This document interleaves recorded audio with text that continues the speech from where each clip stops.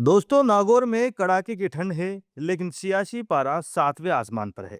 Ultimatum दे दिया गया है, तारीख 13 जनवरी। और इस पूरी पिक्चर के हीरो है हनुमान बेनीवाल। नमस्ते दोस्तों, मैं हूं आपके साथ सलमान पठान और आप देखना शुरू कर चुके हैं रोयल पत्रिका। राजस्थान की राजनीति मतलब कभी कांग्रेस कभी बीजेपी। 5 साल तुम राज करो, 5 साल हम राज करें। जनता इसी रोटेशन में फंसी है। लेकिन इस दो तरफा खेल के बीच एक आदमी ऐसा है जो पिछले कुछ सालों से लगातार तीसरे विकल्प का झंडा बुलंद किए हुए है। वो है आरएलपी सुप्रीमो हनुमान बेनीवाल। सियासी गलियारों में अब ये सवाल गूंज रहा है कि क्या बेनीवाल राजस्थान में तीसरे मोर्चे की आखिरी उम्मीद बची है। आज के इस वीडियो में हम डिकोड करेंगे हनुमान बेनीवाल का मास्टर प्लान 2028 और जानेंगे उनकी वो 5 बड़ी महत्वाकांक्षाएं जिनके दम पर वो जयपुर की गद्दी पर नजर गड़ाए बैठे हैं। बेनीवाल की सबसे बड़ी और साफ महत्वाकांक्षा है कांग्रेस और बीजेपी के वर्चस्व को तोड़ना। वो सिर्फ एक विधायक या सांसद बनकर खुश नहीं है, उनका सपना बड़ा है। वो कई बार खुले मंचों से दावा कर चुके हैं कि भविष्य में आरएलपी बहुमत में आएगी और प्रदेश का मुख्यमंत्री उनकी पार्टी से होगा। वो जानते हैं कि जनता दोनों राष्ट्रीय पार्टियों से कहीं ना कहीं त्रस्त है। इसलिए वो किसानों, युवाओं और बेरोजगारों की नब्ज पकड़ते हैं और खुद को पारंपरिक राजनीति से अलग एक जमीनी नेता के तौर पर प्रोजेक्ट करते हैं। अकेला चना भाड़ नहीं फाड़ सकता, ये बेनीवाल बखूबी जानते हैं। उनकी दूसरी बड़ी स्ट्रेटजी है तीसरे मोर्चे का कद बढ़ाना। सिर्फ आरएलपी ही नहीं, उनकी नज़र उन तमाम छोटे दलों और निर्दलीय बाहुबलियों पर है जो अपने क्षेत्र में दम रखते हैं। याद है अंता उपचुनाव, कैसे उन्होंने निर्दलीय नरेश मीणा को समर्थन दिया था।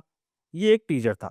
आने वाले समय में आप देखेंगे कि बेनीवाल समान विचारधारा वाले क्षेत्रीय छत्रपों को एक मंच पर लाने की पुरजोर कोशिश करेंगे। ये सच है कि हनुमान बेनीवाल जाट समाज से आते हैं और ये उनका कोर वोट बैंक है। नागौर जोधपुर बेल्ट में उनका सिक्का चलता है।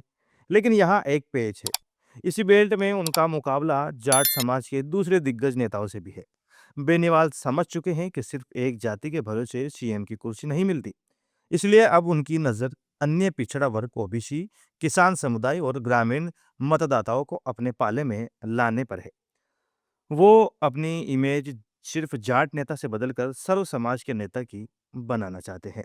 राजनीति में भरोसेमंद साथी मिलना मुश्किल है, लेकिन बेनीवाल के पास उनका परिवार है। उनकी सियासी यात्रा में ये एक बहुत बड़ा प्लस पॉइंट है कि उनके छोटे भाई और पूर्व विधायक नारायण बेनीवाल साये की तरह उनके साथ रहते हैं। संगठन को मजबूत करना हो या मैनेजमेंट संभालना, परिवार का ये सपोर्ट सिस्टम बेनीवाल को खुलकर फ्रंट फुट पर खेलने की आज़ादी देता है। दोस्तों, दावे करना एक बात है और जमीन पर उसे साबित करना दूसरी। बेनीवाल के सामने सबसे बड़ा इम्तिहान अब आने वाला है, पंचायत और स्थानीय निकाय चुनाव। यही वो चुनाव है जो तय करेंगे कि बेनीवाल की हवा सिर्फ रैलियों तक सीमित है या फिर वो सच में गांव ढाणे में पेट बना चुके हैं। अगर इन चुनावों में आरएलपी ने झंडे गाड़ दिए तो समझ लीजिए कि राजस्थान में तीसरे मोर्चे की नींव पक्की हो गई। फिलहाल हनुमान बेनीवाल धरने पर है। सरकार को 13 जनवरी तक का अल्टीमेटम दिया है। उनकी आक्रामक राजनीति ने उन्हें चर्चाओं में ला दिया है, चर्चाओं के केंद्र में ला दिया है। अब बड़ा सवाल ये है कि क्या बेनीवाल अपनी इन 5 महत्वाकांक्षाओं को पूरा करके राजस्थान की राजनीति का इतिहास बदल पाएँगे या फिर वो भी एक वोट कटवा पार्टी बनकर रह जाएँगे। आपको क्या लगता है? क्या हनुमान बेनीवाल राजस्थान के अगले सीएम बन सकते हैं? कमेंट बॉक्स में अपनी राय ज़रूर ठोकें। वीडियो पसंद आया हो तो लाइक करें, शेयर करें और अपने दोस्तों के साथ भी शेयर करें और रोयल पत्रिका को सब्सक्राइब करना बिल्कुल ना भूलें। मिलते हैं अगले वीडियो में। जय हिंद।